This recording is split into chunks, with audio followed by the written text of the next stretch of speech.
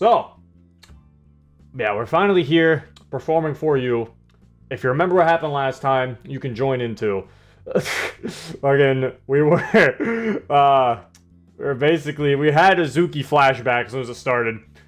So, you know, it was a Zuki route for a little bit. And then we were like, we were gonna take Monika somewhere. We were like, now is the perfect time to do that. And we said that we were going to get Julia to drive us, but we couldn't. Because, you know, she's still upset at us. Thank you for more bits, ET Gamer. Appreciate it. Yeah, so, and then we were like, well, I'm gonna call an old friend. I'm assuming it's that old guy from part 1, who I feel like everyone kind of forgot existed. Was it Jim? John? Joe? I don't remember his name. I'm gonna be real with you. He was like here, he was like in the beginning for like a second. Jeff, yeah, it was like Jeff. Thank you, Boy Trooper. I'm assuming that's who it is, because I mean, the only purpose that guy served was to drive cars, so I mean, if it's not him, this is really upsetting if it is him. He was my favorite character. Is it bad that I like Izuki? Not like how I like Nazi and Saori, but I still like her. I'm iffy on Izuki. She's I feel like I don't know enough about her to really say I like her. Alright. As the vehicle cruises down the highway, Monika watches the landscape change from the city to the country. By request, she said shotgun. It's so pretty out here. You've ever been out of the city before? Only a few times, but because of my dad's work and school, I had to be in the city constantly. Which makes the times I leave the city super awe-inspiring. I see it normally, not anything special. Why is that? I grew up in a more secluded area than you would expect, so I was around this a lot more than a majority of people. Oh, I see. Wouldn't have expected that. I tend to surprise more often than not. That's part of the reason I like you. Well, at least we got an explanation for that, because honestly, I don't know why they like him. I haven't been to an Afro Zero stream in a while. I did see you say that before, Blue Demo. I just don't comment on every message I see. If I did, we'd be here all day. More than we already are. I chuckle and smile while watching the trees pass. Oh, it is Jeff! See? He comes back in chapter 5. Jeff, where were you? So, Monika, is it? Yes. I have just one question for you. How did you manage to get this hermit to open up to you? Oh, Zero? Persistence, determination, then determination, I guess. Jeff turns to look at me with a smug smile. Don't you start getting cocky, old man. Hey, you called me for help. I'm allowed to relish in some irony. Can't believe you just said that. I told Jeff the entire situation with Monika, and he commented on how similar it was to Izuki. So for him to say something like that instantly sends me into a sour mood. But judging from my facial expression, he removes his gaze from mine and waves his hand in regret. I return a middle finger. So Monika, tell me about yourself. As both Jeff and Monika talk back and forth, I grab my phone and check for anything from Julia. Nothing. Ugh, I feel horrible for what I said to her. I know I'm in the middle of something much bigger than mere feelings, but Julia was always there for me when I needed her. And everything I said to her was pure frustration, and none of it was true. Whatever. I'll shake this feeling eventually. Once Julia gets back in contact with me, I'll make amends. Alas, the long drive is finally at an end. Jeff's vehicle pulls into a dirt lot that has a small trail leading past a brush line. I get out of the car first and help Monika out afterward.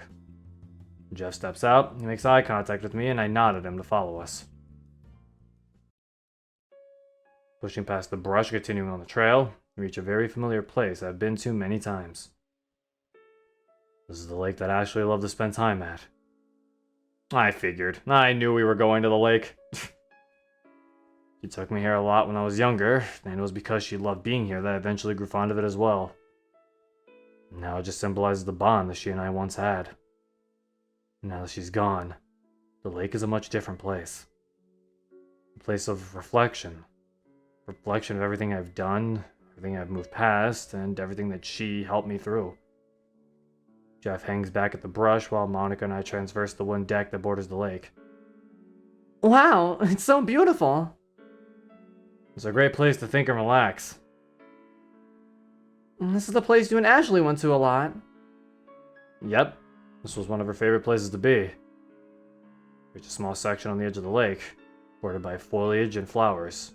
It resembles a symbol of beauty and peace in this world. This lake, in essence, is a veritable Garden of Eden. And Monika looks around in awe. And I could tell she hasn't ever experienced a place such as this before. I'm glad to have brought her somewhere that I find very special to me. So Monika, Yeah? I brought us out here because it's all away from the city and we can have some peace for a bit. But I also wanted to pay respect to the woman who raised me. Oh, I understand. I don't know much about her since you're so secretive, but I bet she was a great woman. She really was. I look up into the sky at the clouds, like I used to do many years ago. She was far from perfect, but she did everything in her power to make me smile and make me happy. It was her who decided to take me in when I was at the hardest point in my life. She taught me more than I needed to survive in this world. In fact, it was her that inspired me to pick myself up from the ground and keep going. You never told me. How was it that you and Ashley met? Sighing and looking back down at the water before us, I repositioned my feet and leaned against the banister. My father did a lot of bad things when I was in his care. He beat me to near death hundreds of times, locked me in a pitch-dark basement, starved and dehydrated me for days on end, tested experimental chemicals and drugs on me. There's much more I could go on about. The law enforcement caught wind of his activities and raided our home. During the raid, he fled and left me behind to die.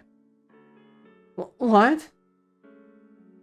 How could anyone do that to their son? Also, Joker, that is not a nice moment.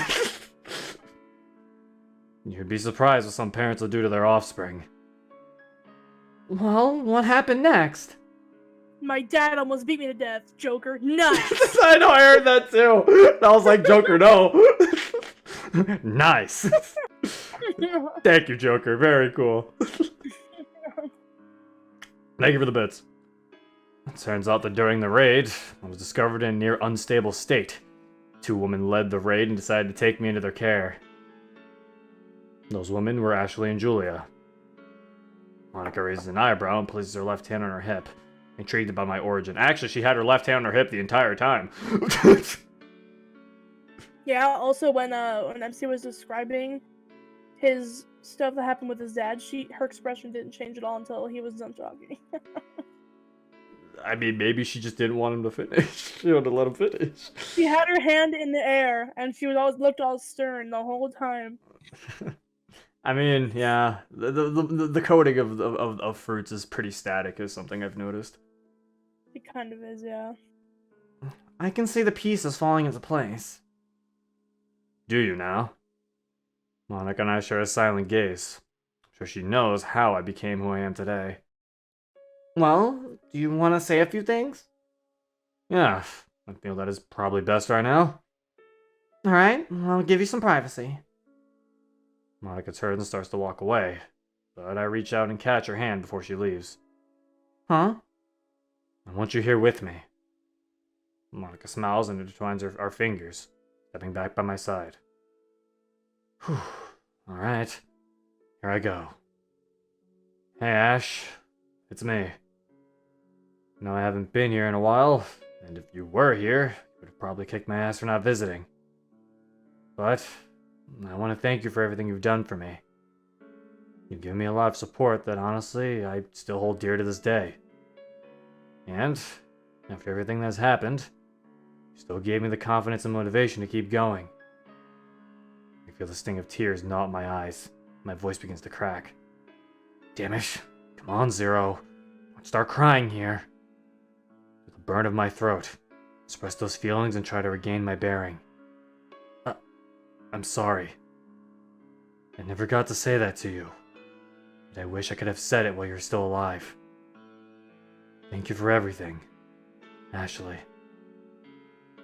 Monika rests her free hand on my shoulder while gripping tighter onto my hand, finding some comfort to my moment of emotional vulnerability. I want you to meet someone, Ashley. The girl standing next to me is my girlfriend, Monika. She means a lot to me, just like you do. I wish you could meet her. Hell, maybe you could even help. Maybe you could even help us with the situation we're in. Because if you were here, you know exactly what to do. But this is why you trained me, so I can handle my own problems and deal with them like the man you made me. I won't let you down, Ashley. I turn to Monika and look her in the eyes deeply. And I won't let you down, Monika. Well, he let us down. She wraps her arms around my neck and hugs me, a few tears dropping from her eyes. That was beautiful, Zero. I've never seen you that emotional. That even made me start tearing up. Rubbing Monika's back, I noticed Jeff standing across from us with a brush as he was earlier. Hey, would you mind staying here for just a sec? Yeah, sure. Thanks. No, I'll be right back. Patting her on the back, I walk past her and toward Jeff. When I finally get within whispering distance of him, I both lower and soften my voice. So what's the plan? I have no idea.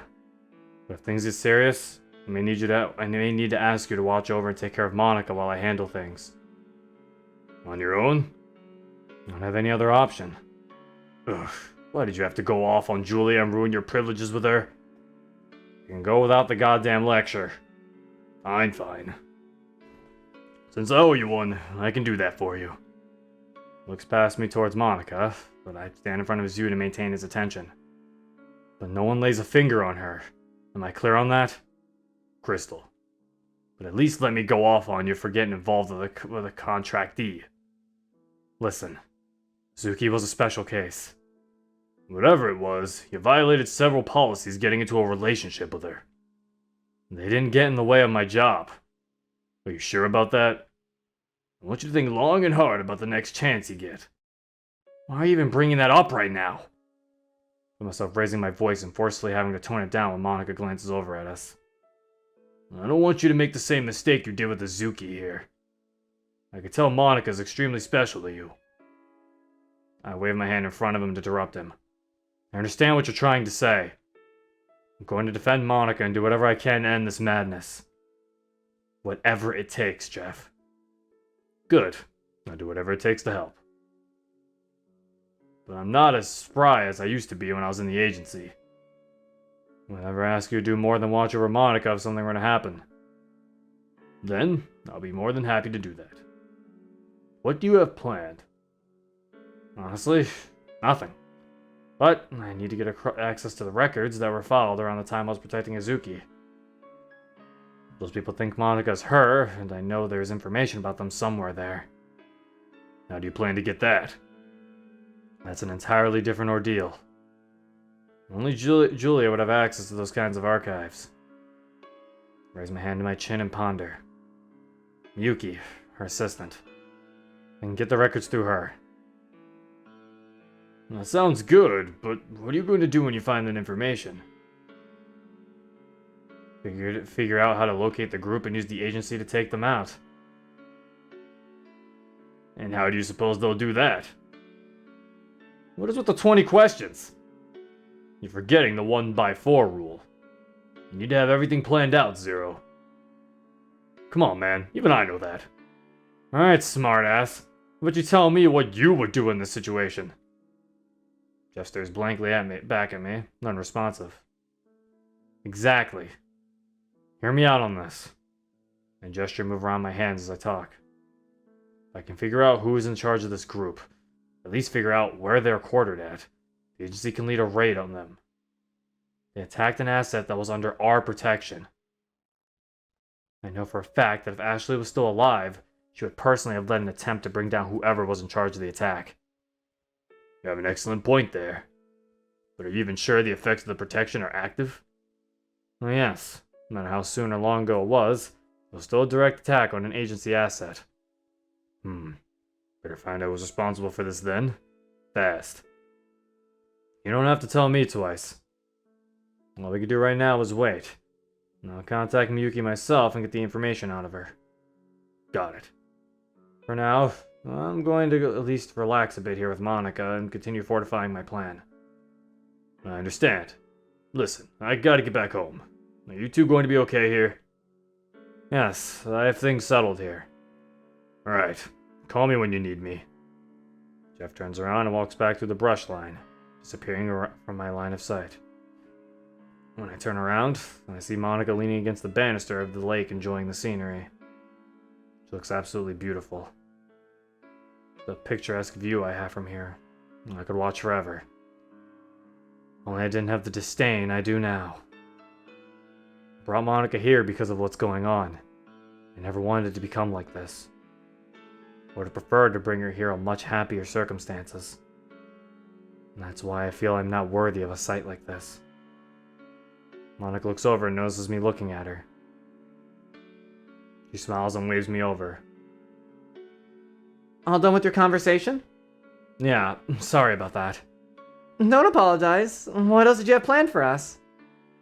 For now, we can just relax for a bit. I feel it's something we both need at this point. I agree. Come, I know where we can go.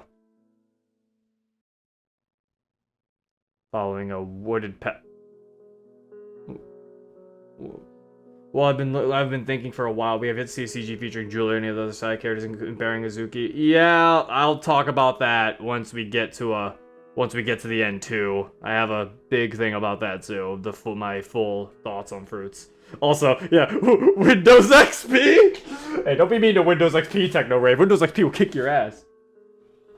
Yeah, Diablo. I have my thoughts on that. I'll definitely give my thoughts on that. Because my thoughts on that is something that involves all the routes. The side characters my thoughts on the side characters involve all the routes. So yeah, I'll definitely give my thoughts on that later. Following a wooden path that directs us away from the lake, I take Monika to a small clearing just like Ashley brought me 2 years before. When I reach the full clearing, I walk Monika out to the middle of it.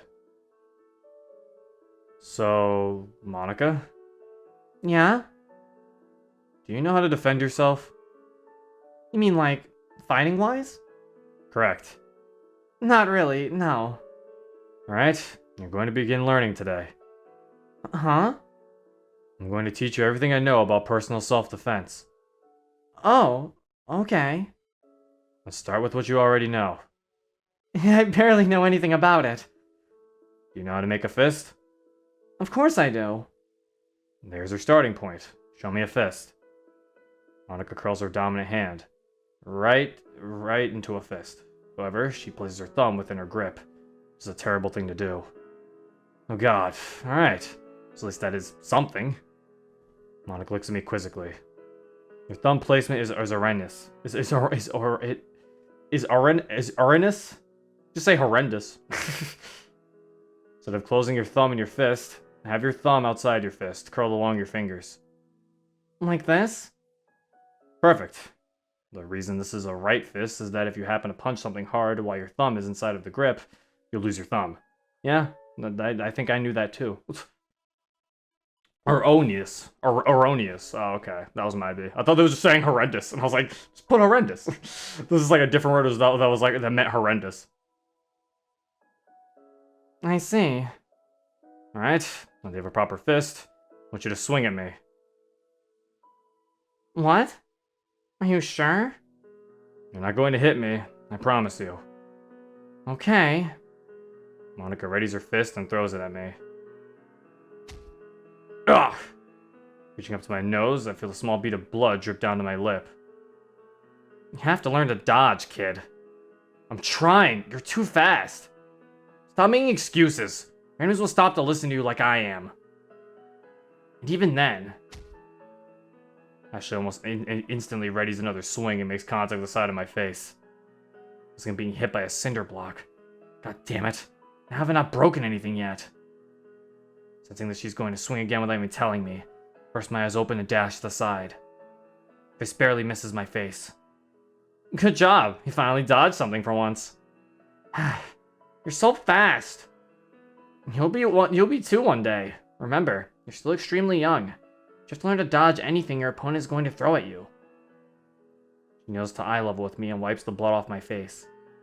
Anticipate any of the future moves I'm going to do. If you can accurately depict something like that, you'll be able to counter it and get the upper hand. Right. Try to catch my breath desperately. Ashley has been trying to teach me how to fight and counterattacks. This damn woman is swift. Faster than you'd expect her to be. She grabs hold of my collar and throws me behind her into the air. We're not finished yet, Zero. Jesus. What is everyone talking about? I barely know anything about self-defense, and I extremely dislike. Yeah, that was a line I was going to talk about. Yeah, she should probably have some idea. It's just important to the story, she doesn't know how. I know, Natsuki, but just because it's important to the story is one problem I kind of have with... That's a problem with the story. If a character has to not know something just for the story to go forward, that's like... That you shouldn't make a character act according just so the story should go forward. It should be the character's personality acts like that, and that's how it goes forward. It shouldn't be, this character has to do this because the story has to continue. And also, I think it's most of the fact that out of all of the girls to do this with, it's Monika, the one that they're picking to choose not to know how to defend herself. I can read some stretch in this Moss, it's sort of their own universe, but it is annoying. It is, that's what I'm saying. It's like out of all the characters, picking Monika, the most athletic one, is kind of like a bad choice. Like, I would understand about Natsuki, Yuri, even saying, yeah, definitely Sayori. But like, out of all of them, to pick the most athletic one to not know about self-defense is kind of ridiculous. Like, that's a little, that's a little like, Gah! Damn, that actually hurt. What did you expect, woman? You want an actual fight. Ashley rubs the side of her chin. I predicted the right hook she was going to execute, and I managed to slam my fist into her face. Dusting myself off, I stare at Ashley as she prepares to continue our spar.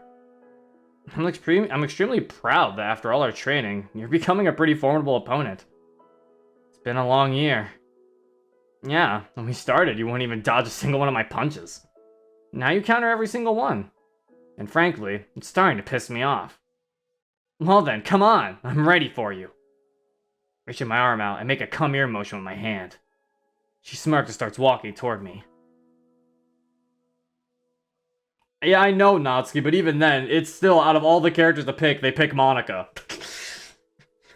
Also, she says that she knows barely anything about it. And again, we're just saying, in terms of a choice, it doesn't really work. Out of all the girls to pick Monika, it isn't a very good choice. Yeah, I guess, but she seems the least likely to know most out of all of them. Yeah, it's like, I feel like picking Monika to be the one that he teaches that it doesn't know a lot about it is kind of like,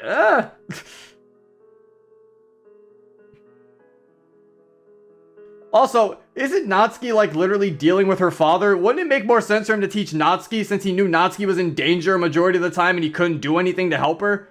Those times where Natsuki would come over to his house, wouldn't it make more sense to teach her self-defense? Because he practically knew she was in danger and he wouldn't be around to help her? So teaching Natsuki self-defense would probably be a better option?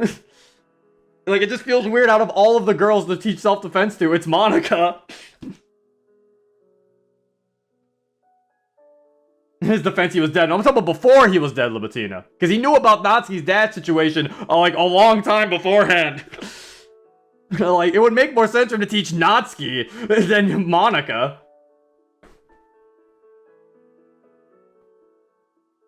That makes so much sense.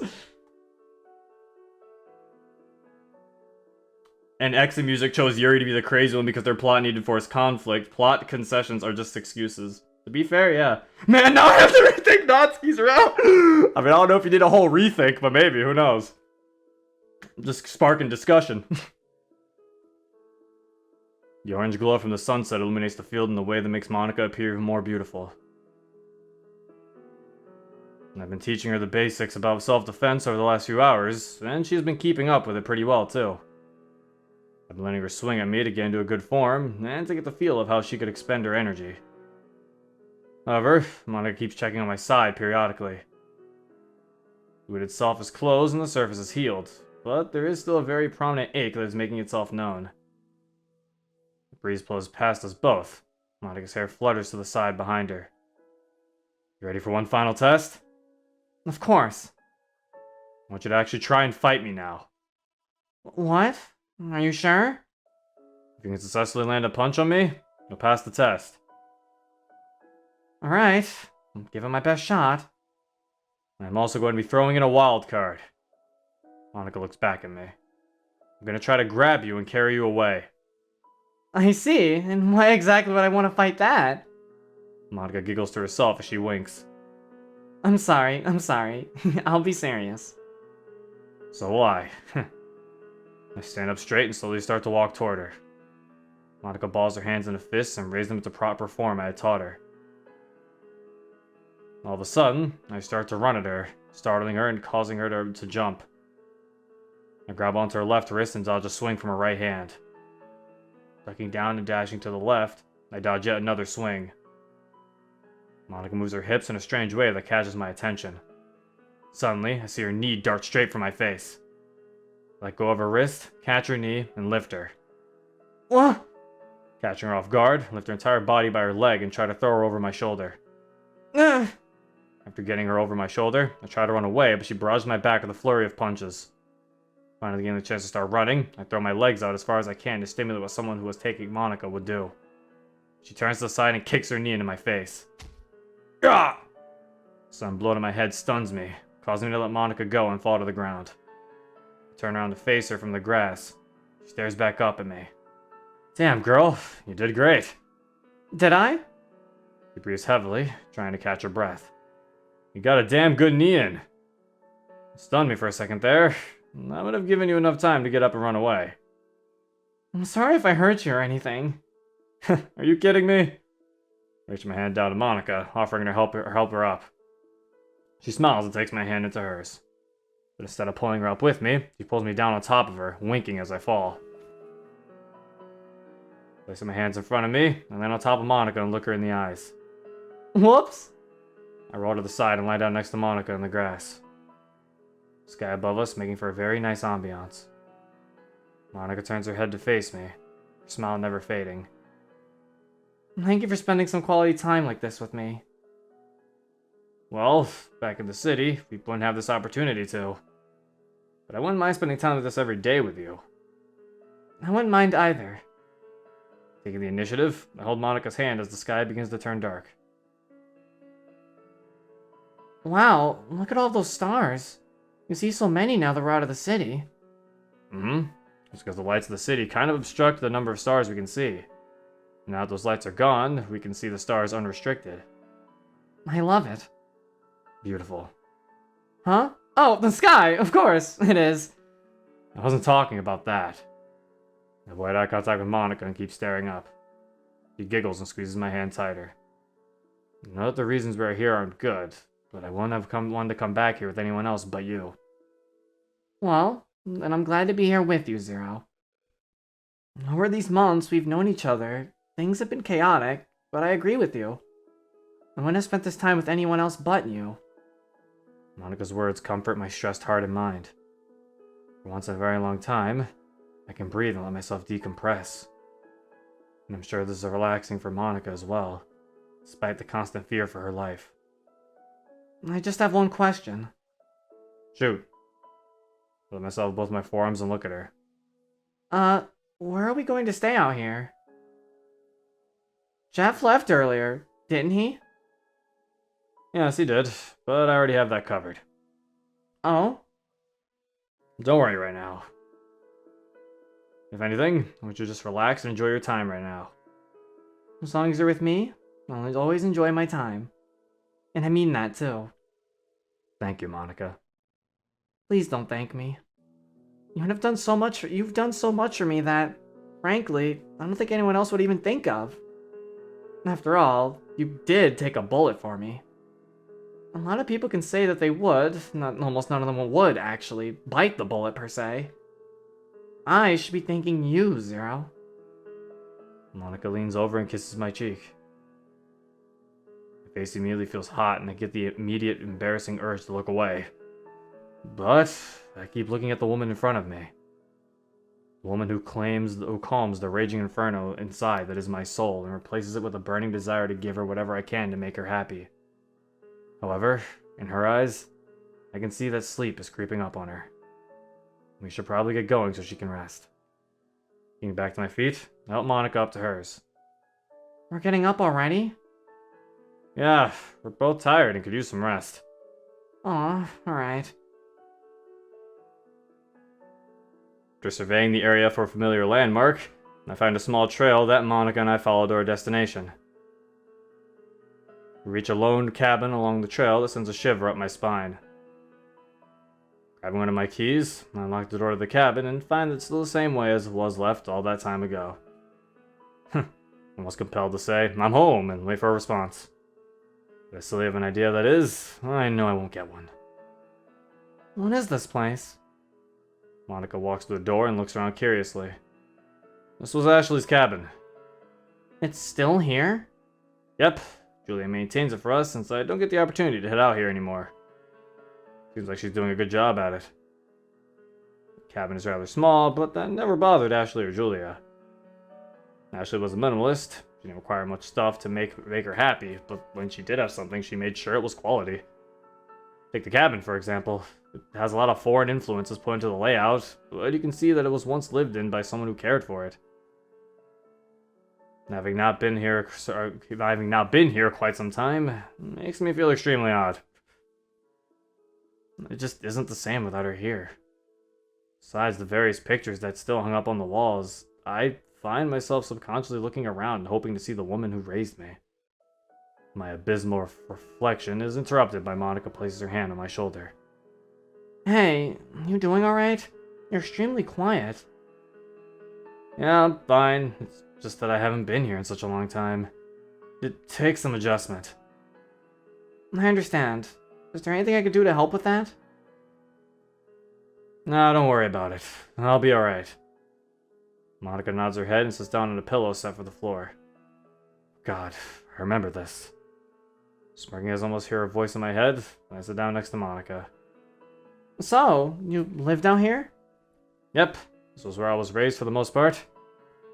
You're so lucky. If you could even call it that. I guess it's something not many people have had the privilege to grow up at. To be completely honest with you, I didn't pay much attention to that at the time.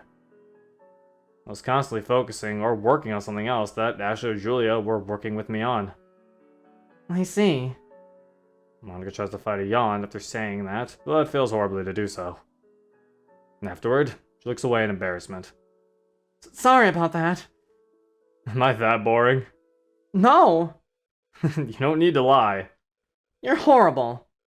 Monika gently pushed me to the side while giggling. I'm just tired. Well, why don't we get some rest then? I would love that.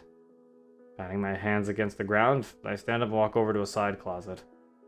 Opening the door reveals a bunch of packed away stuff, including what I'm looking for. A small chest that contains linens and pillows. Grabbing a sheet, a blanket, and 2 pillows, I go across the room to an empty mattress. I make the bed while thinking to myself how the sleeping arrangement is going to be. The bed is pretty small, so if Monika and I decide to sleep in the bed together, we would be closely confined. I don't want to make her feel uncomfortable or anything like that, so it might be best if I offer her the bed and sleep elsewhere. Plus, it won't be easy for me to fall asleep tonight. The majority of my night will probably be me sitting outside thinking. After making the bed, I turn to Monika and gesture toward it. You're free to have the bed. All to myself? Are you sure? Yeah, the bed looks too small for the both of us anyway. Aren't you a gentleman, letting the girl have the bed? She gets back to her feet and walks across the room to the bed. Sitting down, she runs her hand along with the blanket. I think both of us could fit. Oh, I knew she was going to do this. I guess you could say I've played the situation out to a result like this. But I genuinely didn't want to make Monika feel uncomfortable by assuming we would sleep in the same bed together, so closely. If that's what you want, like hell am I going to deny that? Sharing a bed with a pretty girl, I'm all for it. Only if that pretty girl is me. Monika winks at me, internally sending me into a fluttering haze. Well, who else would it be? seem to be one of the only people who can talk to me normally. Monika doesn't respond and just smiles at me. She winks while she puts her hand on my shoulder. I guess I'm lucky then. She lifts the blanket from the bed and climbs underneath it. Finding the urge to walk away, Monika stares up at me and invites me to the bed with her eyes. Finally giving in to my exhaustion and her invitation, I get in bed.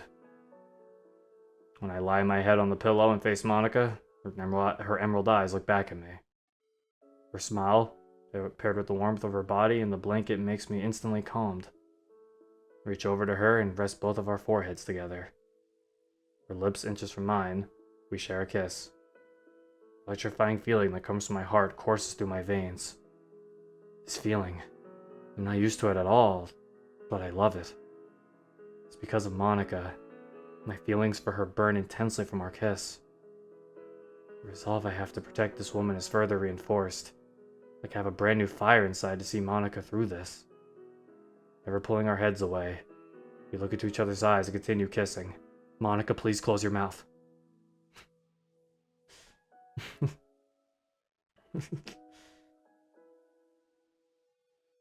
If he wants to make her damsel as he can, there's nothing wrong with that. Then he should have made his own character instead of boarding an existing one. Yeah, but see, yeah, Natsuki, yeah, Holly's right, because that's one of my issues with Fruits that I was going to bring up in a full review. Sometimes the characters don't act like the characters they're supposed to be. Sometimes they just kind of act like some other anime girl, which I feel like is a problem. If you're going to use these characters, you have to attribute them to the personalities we've come to expect. Because if you can't do that, then you should have just made your own character. Like, you can't just be like, okay, but this time, this character's this now. So it's like, okay, then how is she even that? It's like, if you make the character act completely out of personality, how is it even Monika? I still feel like with her being athletic, she would know something about self-defense. My whole point is, it just felt weird to pick Monika out of the four girls to be the one to teach self-defense for. And that's the other thing, like Holly said, Monika's a poor fit for a damsel in distress. It's like to have her out of all four of the girls be a damsel, and then make someone like Yuri in her route not a damsel, and she's the shy one of the group. It didn't really make sense. It felt like some character personalities were a little switchy here. Monika lies quietly dreaming beside me while I stare at the ceiling. The only sound that can be heard are the crickets outside. Even right now, my mind is calm and quiet. It's been quite a while since I was able to de-stress like this. Well, overdue too. I suggest I should go ahead and do that walk I'd planned. Looking back at the Sleeping Beauty beside me, I slip out of bed and get dressed, being as quiet as possible so I don't disturb her.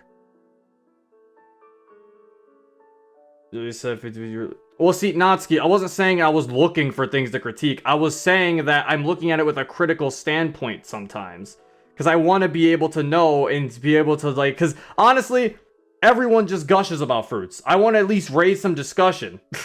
And I want to, like, you know, help out and give, you know, suggestions. Because it's not a perfect mod. So I was like, so it's like, just assuming I'm critiquing, then I don't think you should watch Natsuki. Because I feel like you're not going to like this stream. You're going to get annoyed.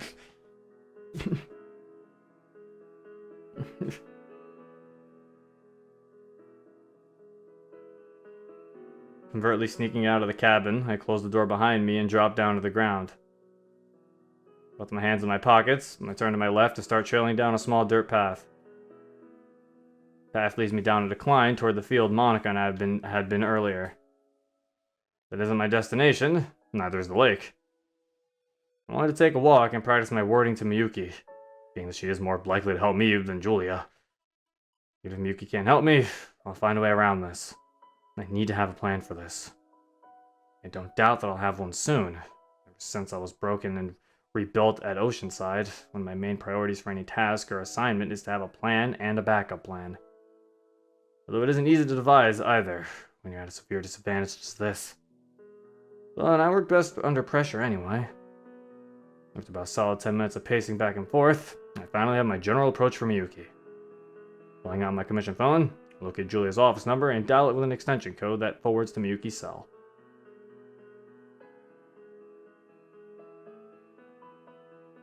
Hello? Miyuki, it's Zero. 4219, why aren't you calling? I need to ask you for help. I know, strangely, I'm calling you and not Julia. Well, yes, it is odd, but I'm listening. Julia and I had a falling out. They really need help with something that's going on. So that's why she left. What? Julia came into the office, filled out a leave form, and took a personal vacation from duty. God damn it. But I'm more than happy to help you. What do you need? I want you to look up some records for me. I'm not out of the office right now. Left 2 hours ago, but I can check it out for you in the morning if that's okay. That's perfectly fine. I need you to look up any records under my service tag for the assignment code 86901. Anything specific you want in regards to that? The records would be about an assignment I was contracted with a while back. I was tasked with security for someone who was under company protection. You'll read what happened during the assignment, and I have reason to believe the people involved in that are making a resurgence after me. Wait, what do you mean after you? I can explain everything easier in person after you locate the records. Just need to know anything that can help me locate the identity of the attackers. This would be a gross misuse of agency resources. You absolutely sure you need this? Yes, Miyuki. It's critical. Julia would provide me them if she was there. Miyuki remains silent. I can tell she's deliberating about it. I mean, to be asked about something she would have almost no information about, I would ask questions too. She clears her throat and begins talking to me through the handset. I can do that for you. Do you want me to call you when I have something? Yes, please. Alright, I'll talk to you when I have details. You have a good night, 4219. You too, Miyuki. The line goes dead. Alright, now that that is done, the weight has been lifted from my shoulders. Now I just have to focus on being prepared for the worst while I hope for the best. Because in all honesty, I'm fairly certain that the worst is the most realistic outcome at this point. At least Monika is here and safe with me. If needed, Jeff is willing to watch over her too. She's going to be looked after quite carefully until this is over. Puts my mind at ease to some degree. Put the phone back in my pocket, and I turn around and start to walk back to the cabin. When I push the door, quietly open it and skulk inside. As I close it, Monika sits up from the bed and sleepily rubs her eyes. Zero? Hey, sorry, I didn't mean to wake you up. No, you're okay. What were you up to? I went on a walk. I see. Did you like it? It helped, yeah. That's good. You going to come to bed now? Of course. Monika reaches her hand out and offers it to me. Walk over, accept it, and lie back down. Falling asleep with Monika right next to me gives my soul a calming reassurance to sleep. Last thing I remembered before losing consciousness were her eyes. Ugh. Oh god, chat was just all over the place. I'm back now. I was just giving my opinion on I give my opinion on all mods, honestly, while I'm playing them. It's what I do. Does no one remember Love and Literature's playthrough? Because that happened. Yeah. Alright, so we're in ... That's my favorite area. Yeah, I love this place. This part right now is a nightmare that MC has. Does no one remember Rain Clouds? Rain Clouds was entirely our opinion. I was about to say, Rain Clouds was entirely opinion. That's what I was like, I do this with every mod. It's not like Fruits is is like some special thing. It's like, I give my opinion. It's just that everyone always gets upset when I do it with Fruits because everyone gushes about it, but people don't want, so it's like, if I say it about a mod everyone likes, everyone gets upset. But then, if I say it about a mod not a lot of people like, no one bats an eye. It's like Fruits get special treatment from everybody, and I'm like, why? I treat it the same way I treat every mod. Pulling back the slide on my M9A1, I assure there's no failure to load malfunction. Slowly and quietly, letting it return to place, take count of how many magazines I have on me. Next, I check my radio to ensure it's operational. Magazines? Oh, like, never mind, I'm an idiot. I'm not gonna talk anymore. You just thought he was just like reading a model's magazine. I was so he was in the forest for a while. He was just reading. It's when he has to go to the bathroom, you know. For those unaware, M91 is a sidearm. those for the curious as well. There you go. Thank you, Natsuki. Pressing a small black button on the side, a test beep rings into my earpiece. Check. Finally, reach into a small black Kevlar satchel attached to my hip. Unzipping the metallic zipper and grabbing several instruments and parts, I take inventory of my weapon modifications. Now, Monika, he's not actually grabbing musical instruments. I just want you to know. It is just a way for him to describe that he is getting different objects. He's pulling recorders and clarinets out of his pocket. Oh my god, he's got the Villager Animal Crossing pocket. Everything is here and prepared. Now, just have to wait for the cue. Okay, I'm gonna take some predictions there. Nightmare where he feels like he's failed or something. Like a ghost is gonna show up and be like, "Why did you let me die?" And he's like, "Ah!" You know? Or it's a flashback of how something went wrong. Ooh, let's see what it is. Keeping my finger off the trigger and up the outside of the brick wall. In front of me is the wooded area I had been briefed on. And my targets are roaming through here. Lightning strikes off in the distance in unison with my watch beeping. I sneezed. Bless you. Luckily, they didn't hear that. I heard it. You're not in the people we're trying to kill right now. Yeah, I am. Shush. Turn the corner of the wall. I crouch and run along the brush line, making sure to stay as close to the brush and the ground as possible. Jumping between tree to tree, notice the tracks on the ground of my targets. Kneeling to the softened, almost muddy, ground, I examine the tracks. 4 individuals, most likely men due to the foot width, all wearing identical treaded boots. They're moving north along the path. Keeping the sound of the storm as my main cover, I keep my pace and path along with the brush.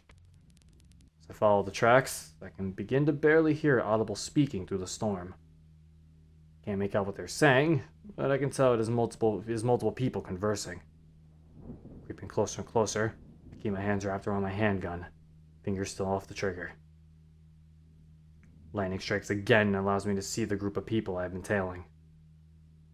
They all wear what looks to be a navy blue digital disruptive pattern combat uniforms. All match the idea I was given. Alright, there they are, Zero. Need to distract them somehow.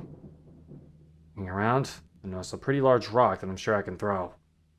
Holstering my weapon, grab the rock and throw it above their heads. It smacks another rock next to them, causing them to look toward it and draw their weapons. Great, now that their attention is diverted away, grab my handgun and dart to the left brush line, allowing me to move around to their backs. Putting one round each of their backs, and dive behind a rock for cover. What the hell? 2 of the men fall to the ground. One drops to his knees and the other turns around, almost doubling over. I don't think they saw me. Good. Peeking barely from the top of the rock, a muzzle flash shines in my vision. A small part of the rock shatters in my face. Shit! I'll kill you, you piece of shit! Taking a few deep breaths, I roll myself over the rock and continue firing. He drops dead to the ground. The other, who had fallen to his knees, looks at me before I put one final bullet into his skull. Ensuring the final 2 are gone, I check their necks for dog tags. And sure enough, as I was informed, they do. Except one. What? Strange. Rolling the corpse over, take a look at the face and instantly feel a shock shoot through my body. Monika? I told you it's a dream. Yeah. Monika lies on the ground before me, bleeding from the bullet wound in her back. Her eyes glossed over and lifeless. I hold her corpse in my arms. Oh my fucking god. No, what the hell? What the hell? Monika! Throwing myself up from the bed at lightning speed. I can't seem to control my breathing. See, yeah, it was one of those. Oh no, I shot. Who has a dream about killing people? I mean, if you kill people your whole life, I think you might have a dream about killing people. Oh, I just had a good dream about killing some guys. Woo! And one of them, he runs over to Monika. Monika, I had a dream that where I was killing people, and like I killed you, and she's like, oh, Oh. Had some dream about killing some guys.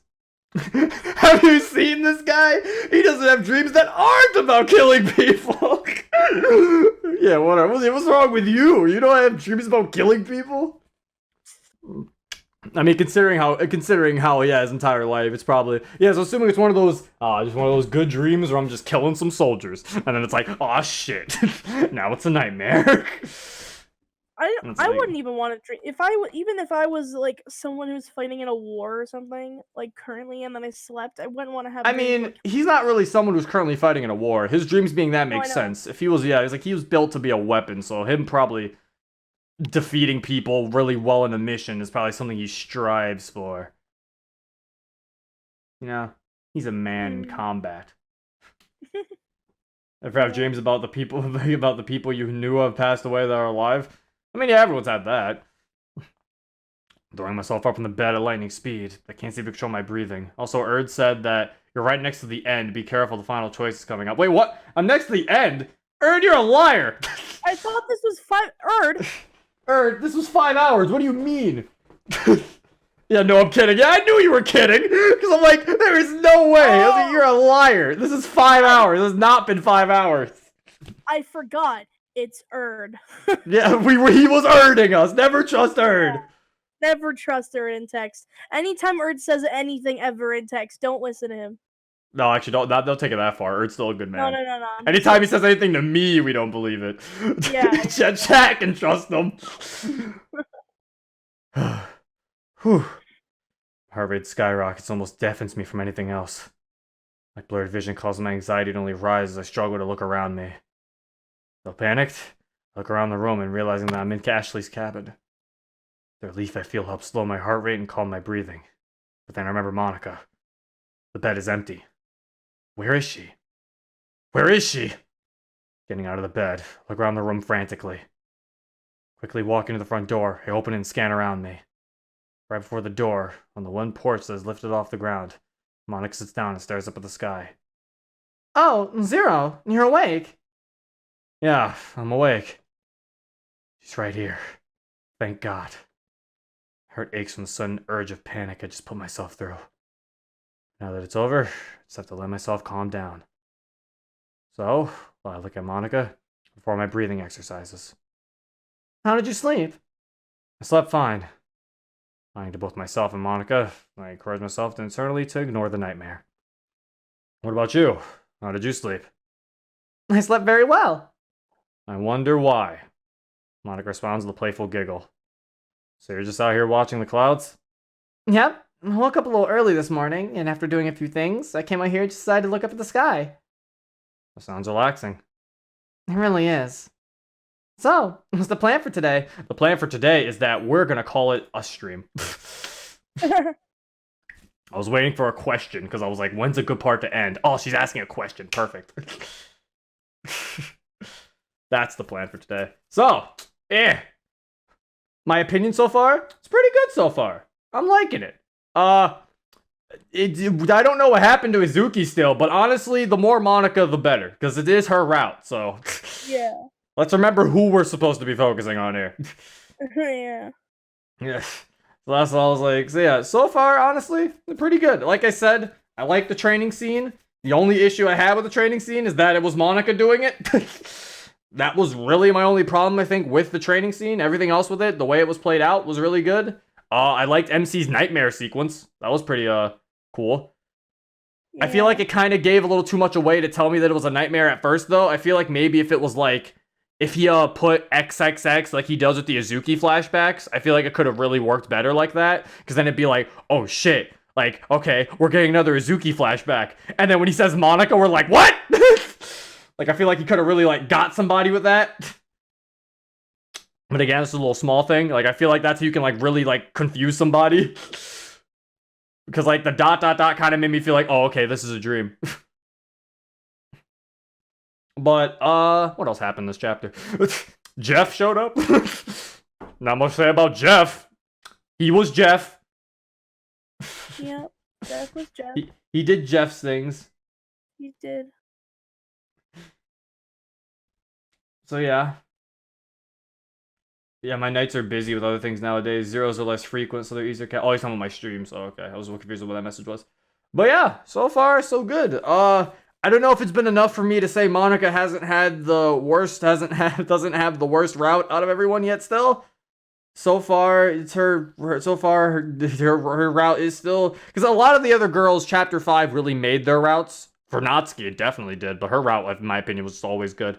Sayori's route, Chapter 5 was kind of. But I mean, so far, Monika's route, again, we haven't even gotten that far yet. Apparently, it's 5 hours, so I think we're only like 2 hours in. So still 3 hours left. Yeah. But yeah, so far, it's alright. Let's see what happens. By the way, is everything about Chapter 4 still the same? Yes. If I believe so, I don't think Chapter 4 even changed. So yeah. Streams are temporary, doom is eternal. Well, thank you, Skeleton. I appreciate it. You should stream until the end, Zero. Who needs sleep? I do. Also, to me not streaming until the end, it's also to help me so that I don't get bored or tired of what I'm playing. Because to be fair, Fruits is very long.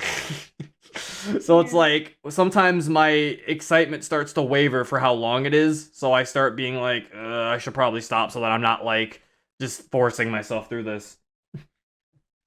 So yeah, it's not good to force yourself. Zero is wise for pacing himself. Yeah, I've started learning that I need to pace myself more with these longer ones. But yeah, anyway, that is it. I hope you guys enjoyed. If you're watching this on YouTube, the link is in the description down below. And yeah, this has been Zero. Peace.